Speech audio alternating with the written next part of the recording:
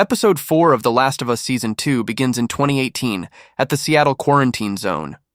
A whole bunch of Fedra soldiers are heading out, calling civilians voters as a way of mocking them, given they took away their rights to do just that.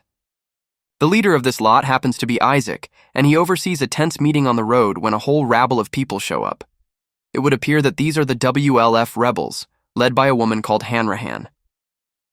After exchanging who they are, Isaac suddenly throws a bunch of grenades inside the police van and shuts the doors. The one soldier he saves, a man who questions the morality around authoritarian rule, is spared.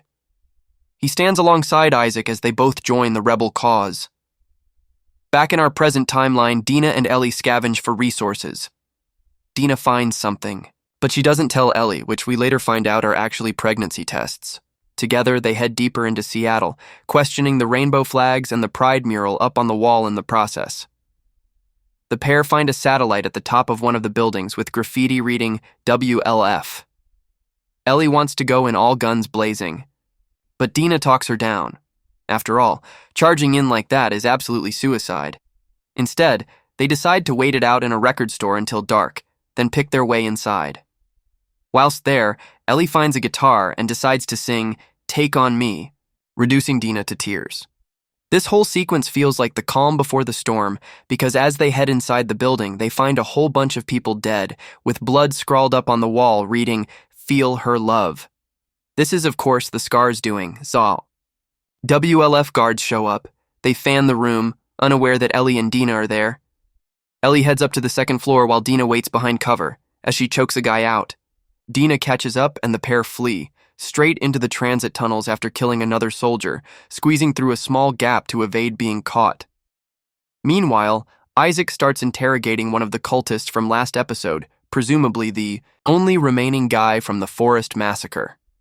The man is naked, chained to the wall and tortured with a hot frying pan, as Isaac is determined to find out where the Scars are heading next. The hostilities between these two groups come from their tenuous truce being broken. We don't see exactly how this has happened, but with the discussion turning to the taboo topic of both sides killing kids, it's basically destroyed any possibility of the two groups working together. Back with Dina and Ellie, though, they're stalked by the soldiers who head into the subway tunnels. The guys make lots of noise and throw flares, prompting the infected to attack en masse, buying the pair precious time to escape out the tunnels and into an abandoned hotel. However, Dina is shocked when she finds out Ellie has been bitten. She thinks it's over, but Ellie reveals that she's immune. After trusting Ellie and allowing her to sleep it off, Dina reveals that she's pregnant. With secrets unveiled, the pair suddenly throw themselves at each other and start kissing, eventually making love before falling asleep right there on the floor. Dina discusses her feelings for Ellie in the middle of this and settles on the fact that she's bisexual. Dina does like Jesse, but knows he's not the one for her, so Ellie steps up and decides to co-parent instead.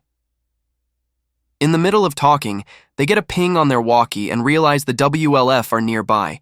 An explosion and gunfire in the distance shows exactly where Abby's group are, but Dina is determined to stick by Ellie as they march into this together.